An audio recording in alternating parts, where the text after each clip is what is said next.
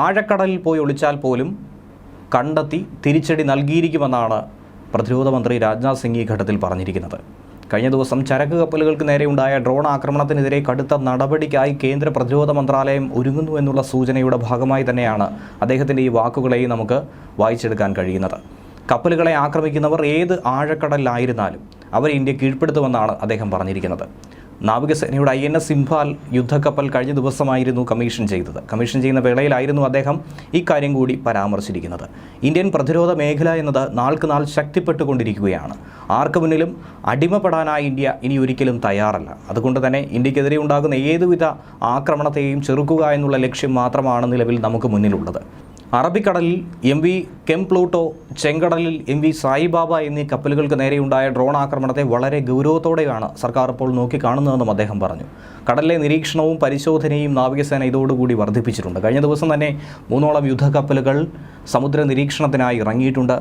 പോർമുനകളൊക്കെ തന്നെ വിന്യസിച്ചിട്ടുണ്ട്. ഇതിനു വേണ്ടിയിട്ടുള്ള എല്ലാവിധ പരിശോധനയും നടത്തുകയാണ്. ആക്രമണം നടത്തിയവർ ഇനി ആരായിരുന്നാലും, കടലിൻ്റെ അടിത്തട്ടിൽ നിന്നായിരുന്നാലും അവരെ നാം കണ്ടെത്തിയിരിക്കും, കീഴ്പ്പെടുത്തിയിരിക്കുമെന്നും അദ്ദേഹം പറഞ്ഞു. സൗഹൃദ രാജ്യങ്ങളുമായി പ്രവർത്തിച്ച് ഇന്ത്യൻ മഹാസമുദ്രത്തിൽ കൂടുതൽ സുരക്ഷ ഉറപ്പാക്കാനുള്ള ദൗത്യങ്ങളിലേക്കായിരിക്കും രാജ്യം മുന്നോട്ട് പോകുന്നത്. ഈ ആക്രമണത്തിൻ്റെ പശ്ചാത്തലത്തിൽ മേഖലയിൽ 3 യുദ്ധക്കപ്പലുകൾ ഇന്ത്യൻ നാവികസേന വിന്യസിച്ചതിന് പിന്നാലെയാണ് അദ്ദേഹം ഇക്കാര്യം പറഞ്ഞിരിക്കുന്നത്. P-8I long range petrol aircraft നിരീക്ഷണം നടത്തി പോരുകയാണ്. അറബിക്കടലിൽ ഗുജറാത്തിന് സമീപത്താണ് MV കെംപ്ലൂട്ടോ എന്ന ചരക്ക് കപ്പലിന് നേരെ കഴിഞ്ഞ ദിവസം ഡ്രോൺ ആക്രമണമുണ്ടായത്. ഇതിന് പിന്നിൽ ഇറാനാണെന്നുള്ള ആരോപണവുമായി അമേരിക്ക രംഗത്ത് വന്നിരുന്നു. പക്ഷേ ഇതിനെ പൂർണ്ണമായും നിഷേധിച്ചുകൊണ്ട് ഇറാനും രംഗത്ത് വന്നു. മുംബൈയിലെത്തിച്ച MV കെംപ്ലൂട്ടോയിൽ നാവികസേനയുടെ വിദഗ്ധ സംഘമാണ് പരിശോധന നടത്തിയിരിക്കുന്നത്. കപ്പലിൻ്റെ പിൻഭാഗത്ത് ഡ്രോൺ ആക്രമണം നടന്നു എന്ന് കണ്ടെത്താൻ കഴിഞ്ഞിട്ടുണ്ട്. ഇതിൻ്റെ ചിത്രങ്ങൾ നിലവിൽ സമൂഹ മാധ്യമങ്ങളിലൂടെ പ്രചരിക്കുന്നുമുണ്ട്. സൗദിയിൽ നിന്നും ക്രൂഡ് ഓയിലുമായി ബംഗളൂരു തുറമുഖത്തേക്ക് വരികയായിരുന്നു ഈ ലൈബീരിയൻ കപ്പൽ. അപായ സന്ദേശം കിട്ടിയ ഉടൻ തന്നെ നാവികസേനയുടെ നിരീക്ഷണ വിമാനം കപ്പലിന് സമീപത്തേക്ക് എത്തുകയും വേണ്ട സുരക്ഷ ഒരുക്കുകയും ഒക്കെ തന്നെ ചെയ്തിരുന്നു.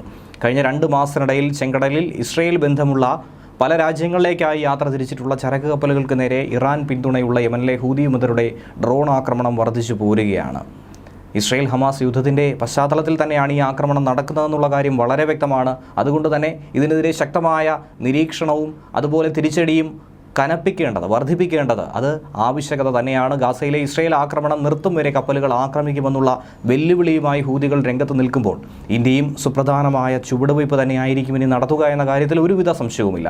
ഇതോടെ പ്രധാന വ്യാപാര പാതയായ ചെങ്കടലിലൂടെയുള്ള യാത്രകൾ പല ചരക്ക് കപ്പലുകളും ഒഴിവാക്കി തുടങ്ങിയതും ഇന്ത്യയെ സംബന്ധിച്ച് വലിയ വെല്ലുവിളി തന്നെയാണ്. ഇന്ത്യ ശക്തമായി തന്നെ ഇതിനെതിരെ പ്രതികരിക്കാൻ ഒരുങ്ങുകയാണ്. പ്രതിരോധ മന്ത്രിയുടെ നേതൃത്വത്തിൽ തന്നെ പലവിധ പദ്ധതികൾ ഇതിനോടകം ആസൂത്രണം ചെയ്തിട്ടുണ്ട്. സമുദ്രമേഖലയിലൊക്കെ തന്നെ സുരക്ഷിതത്വം ഉറപ്പാക്കാനുള്ള എല്ലാ നീക്കങ്ങളും ആരംഭിച്ചു കഴിഞ്ഞിട്ടുണ്ട്. നാവികരൊക്കെ, ഇന്ത്യൻ നാവികസേന ശക്തമായി തന്നെ രാപ്പകലില്ലാതെയുള്ള നിരീക്ഷണവും ഇനിയൊരു ആക്രമണം ഉണ്ടാകാതിരിക്കാനുള്ള തയ്യാറെടുപ്പുകളും തന്നെയാണ് നടത്തിപ്പോരുന്നത്.